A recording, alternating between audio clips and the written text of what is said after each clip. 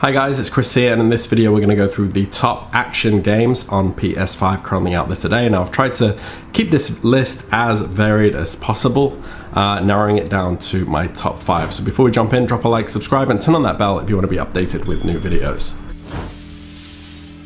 Alright, so I'm going to skip any of the fluff talk and just jump right in. If you want to confirm what my recommendations are, do go down in the description there and check those out. Alright, so jumping right into my first recommendation. These are in no particular order. And the first one is going to be God of War Ragnarok. Might be a surprise to some. So the soft reboot of really the best action game for casuals, in my opinion, is a masterpiece reinvention of an already well-established game. It has a decent narrative with jaw-dropping graphics, and it is AAA production at its finest with all the polish you can expect for a game with this budget. While the original games are closer to the old school button mashing style action game, this one, God of War Ragnarok, has tightened the gaming experience and removed that arcadey nature. So that might disappoint, some of you who are after that high score chasing, combo chaining action kind of people, but it is a natural evolution of the genre and lowers the barrier of entry, especially to include non-gamers. So an incredible looking game, very fun to play for just about anybody, and a lot of movie-like set pieces as well, just to further immerse you in the environment. Now the next one on my list, fairly different from the first, and this is going to go to Devil May Cry 5, the special edition. So other than games like Ninja Gaiden, no other action game has been more revered really by hardcore gamers than the Devil May Cry franchise. While there was somewhat of a toxic discourse of the 2013 Devil May Cry, and everybody kind of forgot about Devil May Cry 2, the franchise had been cited as the landmark of action games with its precise controls and pixel perfect feedback. It also has an outrageous and cheesy tone that lets you remember that everything is just a game to enjoy, instead of that hulking seriousness of the God of War titles, for example. Devil May Cry 5 is a modern rendition of the fast-paced, action-packed hack and slash game while retaining everything good about the PS2 games. This game features 3 playable characters, each with its unique playstyle and abilities. The graphics are amazing, to say the least, with highly detailed character models and environments. The game's combat system is also very smooth and very satisfying, allowing players to chain together combos and unleash devastating attacks. So if you're looking for some classic, quick-moving action, this is definitely for you. The next one on my list, we're going to go more cartoony, and this is going to go to good old Ratchet and Clank Rift Apart. So Ratchet and Clank Rift Apart, is the latest entry in the beloved franchise, 5 years after its PlayStation 4 soft reboot, and it builds upon the series' established formula in several ways. Additionally, the game introduces a new playable character, Rivet, who brings her unique abilities and playstyle into the mix as well. Ratchet and Clank Rift Apart is a worthy successor to the franchise and is a must-play for fans of the series and even fans of action games, and even those who think they are not into action games for that matter. This is also a kid-friendly option, and it's not even close compared to the uber-violent God of War and the demonic imagery of Devil May Cry, but still, an excellent game, a lot of fun. And the next one on my list is going to go to Horizon Forbidden West.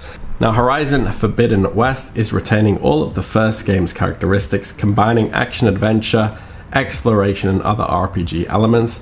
Once again, players control Aloy and use a variety of weapons and moves to take down the robotic creatures across a rich and detailed environment.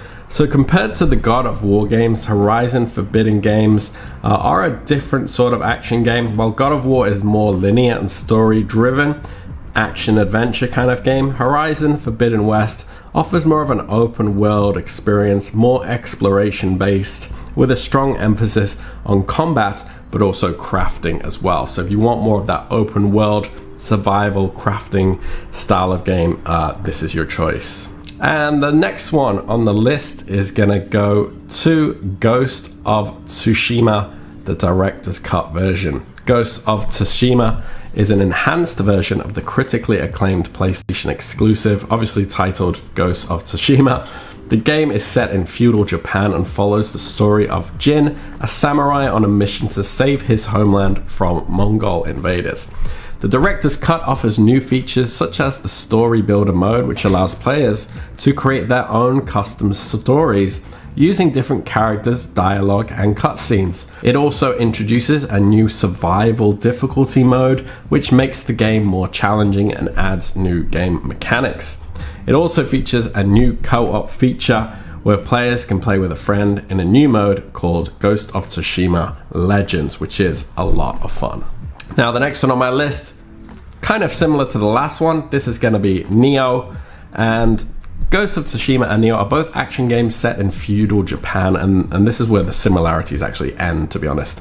They're both quite different. It's like comparing God of War to Devil May Cry, basically. Ghost of Tsushima is an open world game that focuses on stealth and exploration, allowing players to choose their path and approach to missions. It also features a strong emphasis on storytelling and cinematic presentation. On the other hand, Nioh is more of a traditional action RPG with a more linear, level-based structure, similar to God of War in that sense. It features a dark fantasy setting where players take on the role of a samurai named William for the first game, and Hide for the second game, who is on a mission to defeat demons and other supernatural enemies. The Nioh collection includes the 2 Nioh games with all the DLCs, enhancements from the remastered Nioh 2, and new improvements that take advantage of the PlayStation 5 hardware and features. And to round out, my final recommendation is going to go to the classic Uncharted Legacy of Thieves, another great game in this Uncharted franchise. This collection is somewhat disappointing, though, due to not having all of the Uncharted games. It only has Uncharted 4, A Thief's End, and the spin-off Uncharted The Lost Legacy. The Uncharted series is known for its narrative, and at a first glance, this should prevent newcomers from getting this collection. However, these games can be enjoyed without really experiencing the previous games, and truthfully, the first 2 Uncharted games did not really age gracefully, you could say. Nevertheless, this collection game has too many parts of hand-holding and trying to be a movie, so for those of you who are looking for a pure action game experience, you should probably look elsewhere. Although this does not mean that the collection is not worth playing, because it is, but just be wary that there are a lot of cinematics. It is story / kind of movie driven. Alright guys, so hopefully this is something on that list for you. I've tried to keep it fairly varied and not be too obvious with my picks. If you do have any questions, drop them in the comments below, and if you found value in this video, drop a like, subscribe, and I'll see you next time. Take care.